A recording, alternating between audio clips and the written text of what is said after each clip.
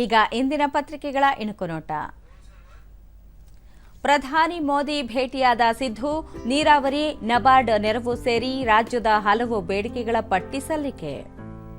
GDP 2 ವರ್ಷಗಳ ಕನಿಷ್ಠ, ತಯಾರಿಕಾ ಗಣಿ ವಲಯದ ಬೆಳವಣಿಗೆ ಕುಂಠಿತ, ಎರಡನೇ ತ್ರೈಮಾಸಿಕ ಶೇಕಡ 5.4ರಷ್ಟು ದಾಖಲು.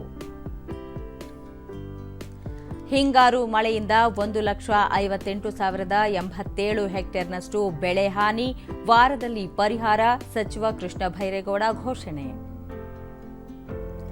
ಫೆಂಗಲ್ ಚಂಡಮಾರುತ ಅಬ್ಬರ, ತಮಿಳುನಾಡು, ಪುದುಚೇರಿ ಸ್ತಬ್ಧ, ರಾಜ್ಯದಲ್ಲೂ ಇಂದು ನಾಳೆ ಗುಡುಗು ಸಹಿತ ಮಳೆ ಸಂಭವ.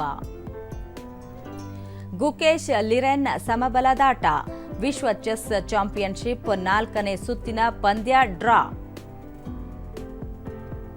ಇವು ಇಂದಿನ ಪತ್ರಿಕೆಗಳ ಪ್ರಮುಖ ಸುದ್ದಿ. ಉಳಿದಂತೆ ರಾಜ್ಯ ಕಾನೂನು ವಿಶ್ವವಿದ್ಯಾಲಯ ಘಟಿಕೋತ್ಸವ, ಕಾನೂನು ಪದವೀಧರರಿಗೆ ವಿಪುಲ ಅವಕಾಶ, ನ್ಯಾಯಮೂರ್ತಿ ಚಂದ್ರಚೂಡ್ ಅಭಿಮತ.